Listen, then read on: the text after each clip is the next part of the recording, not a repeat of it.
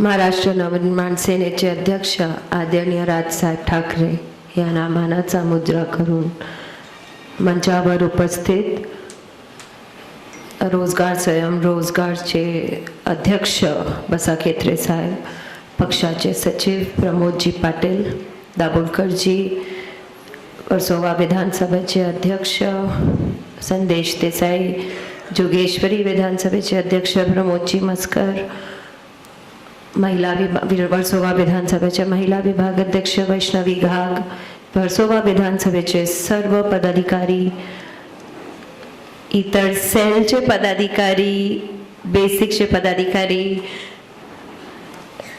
माझ्या बांधवांनो आणि भगिनींनो, सर्वप्रथम माफी मागते. मला खूप सर्दी झालेली आहे, आवाज बसलाय, त्यामुळे चुकून शब्दाचा कुठलं दुसरं अर्थ घेऊ नका, कारण थोडंसं आज जरा बोलण्यामध्ये थोडं प्रॉब्लेम होतोय. आज सगळ्यांनी वर्सोवा विधानसभेचे विभाग अध्यक्ष संदेश देसाईचं खूप कौतुक केलेलं आहे, त्याचं अभिनंदन मी पण करते.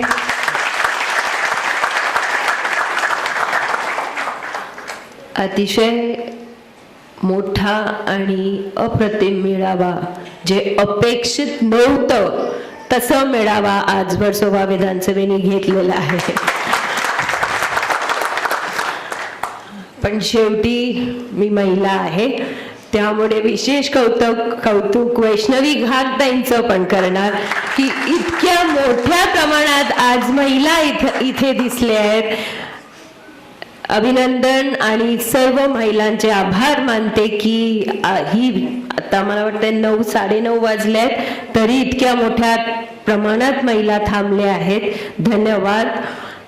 असंच तुम्ही राजसाहेबांचे पाठीशी राहणार अशी तुमच्याकडनं अपेक्षा करते, कारण जिथे महिला शक्ती असते तो पक्ष नक्की पुढे जातो आणि निवडूनही येतो.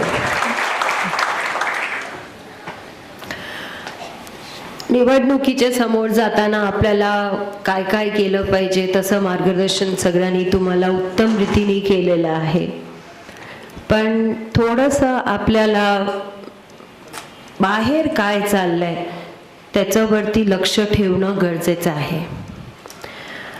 देशात वेगवेगळ्या प्रकारचे वारे वाहत आहेत. कोणी म्हणतोय कमलला आणलं पाहिजे, कोणी म्हणतोय की आता बदल पाहिजे, कोणी म्हणतोय की महाराष्ट्र घडतोय.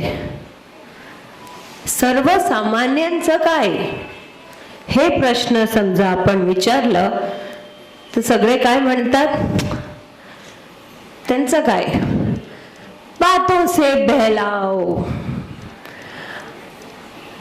भावुक भाषण करा, आपोआप सामान्य जनता तुमच्या बरोबर होणार. तसंच आपण बघितलेलं आहे. बार बार मोदी सरकार, हे काय होतं, हे फक्त लोकांना भावुक केलेलं एक आश्वासन होतं आणि ते आता सिद्ध झालेलं आहे. फक्त तुमच्या भावनाची खेळायचं, खोटी आश्वासनं द्यायची आणि तुमची फसवणूक करायची, हे गेले 2.5 वर्ष चाललंय आणि आता नोटबंदीनी हे सिद्ध करून दाखवलंय. काय झालं नोटबंदीनी, काय इतकं साध्य झालं, काळा पैसा थांबला. कोणाचा काळा पैसा थांबला? आता तर मला असं वाटतंय की भाजपच्या लोकांकडनं साधारण 600 कोटीच्या वरती त्यांच्याकडनंच पैसे सापडले आहेत. कोणाचा पैसा थांबला? फक्त सामान्य जनतेला त्रास झालं, बाकी काहीही साध्य झालेलं नाहीये.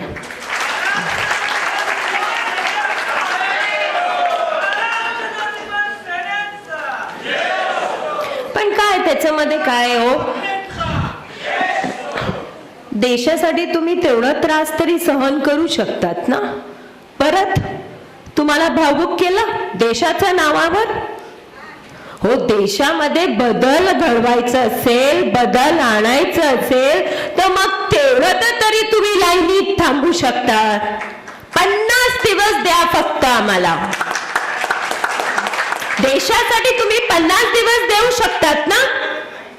दिले 50 दिवस दिले, झाले आता 50 दिवस. मग आता काय फरक पडलं? आजही सामान्य माणसांकडे पैसा नाहीये. काळा पैसा आला नाही. हा, ते आश्वासन एक अजून दिलेलं होतं ना इलेक्शनच्या वेळेला, स्विस बँकचा पैसा 100 दिवसात निवडून आल्यावर 100 दिवसात आम्ही परत आणू आणि प्रत्येक भारतीयाच्या बँक अकाउंट मध्ये 15 लाख येणार. आले का तुमच्या बँक अकाउंट मध्ये 15 लाख? जे होते ते पण गेले.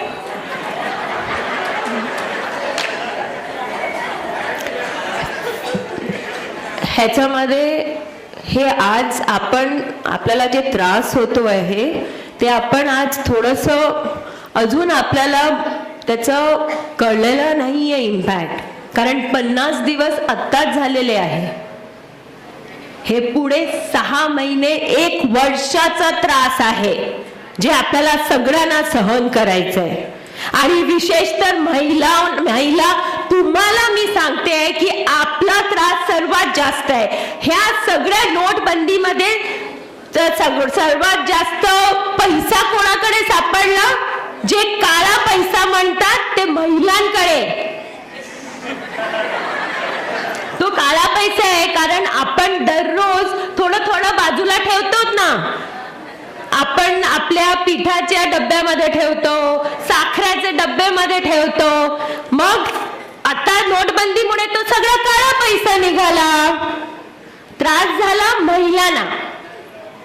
आणि जेव्हा हे कळलं तेव्हा काय केलं तर 31 डिसेंबरला परत अजून एक भावनिक भाषण की महिलांना आम्ही, जे गरोदर महिला आहेत त्यांना आम्ही 6,000 मिळवून देऊ. हे काय नवीन घोषणा नाहीये. ही जी योजना आहे ते 2010 साली मला कोणी सांगितलं आहे. या योजनेचं नाव आहे इंदिरा गांधी मातृत्व सहयोग योजना. हे आजही आहे ती योजना आणि 53 ठिकाणी ही योजना चालू आहे. आता त्यांनी एक नवीन पॅकेज तुमच्या समोर ठेवलेलं आहे. काही नवीन त्यांनी तुमच्याकडे दिलेलं नाहीये. हे आजही ती योजना आधी पण होती, आजही आहे. आपल्याला त्या योजनेबद्दल माहिती नसतो. असे आपल्याकडे हे आपल्या समोर ठेवतात, आपली फसवणूक करतात. दिल्ली झालं, आपल्याकडे जे नागपूरचे बसलेले आहेत ते पण तेच करतायत. विकासाच्या नावावरती आरेची जागा मेट्रो शेड साठी दिलेली 30 हेक्टर जागा. हो, प्रमोदजी आहेत का इथे? प्रमोद मस्कर.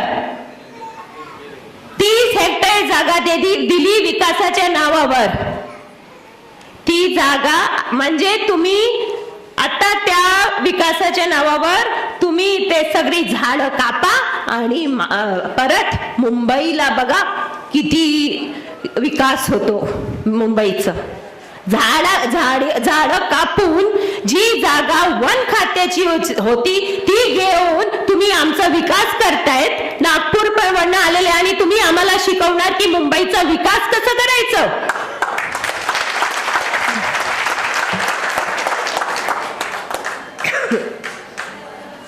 आरेची जागा गेली.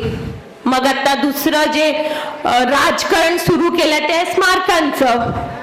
गुजरात मध्ये, हे मी विसरले तुम्हाला सांगायला, सर्वात जास्त काळाधन गुजरात मध्ये सापडलंय. जिथे 20 वर्ष मोदी सीएम होते.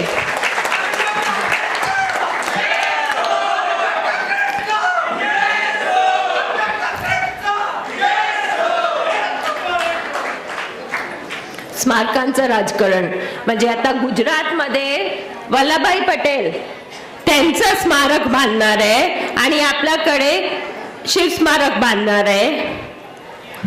कोणी तुम्हाला सांगितलं आम्हाला स्मारकाची गरज आहे? कोणाला विचारलं? पैसे कुठून आणणार? आणि ते जे 3600 कोटी तुम्ही स्मारकासाठी देतायत, तुम्हाला दुसरं काही नाही दिसलं जे मुंबईला की महाराष्ट्राला त्याची गरज आहे की तुम्ही स्मारकामध्ये खर्च करतायत?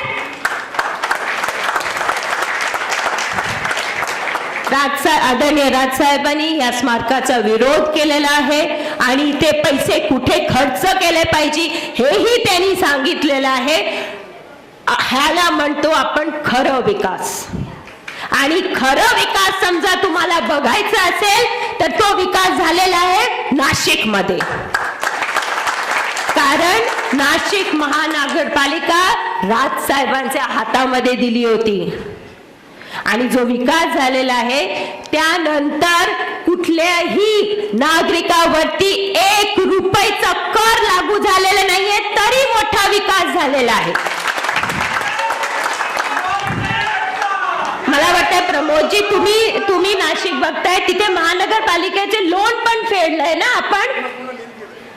महानगरपालिका जेव्हा ताब्यात आली तेव्हा मोठं लोन होतं, आपल्याकडे विकास करायला फंड नव्हतं तरी लोन फेडलं आणि मोठा विकास केलं. ह्याला म्हणतात खरं विकास. आणि तो 480चं लोन होतं, कोटीचं लोन होतं, ते फेडलं आणि तुमच्या समोर आज काय आहे नाशिक. रस्ते म्हणजे संपूर्ण महाराष्ट्रामध्ये पाऊस पडल्यावर खड्डे पडले, पण नाशिकच्या रस्त्यावर एक खड्डा दिसला नाही. ह्याला म्हणतो आपण खरा विकास.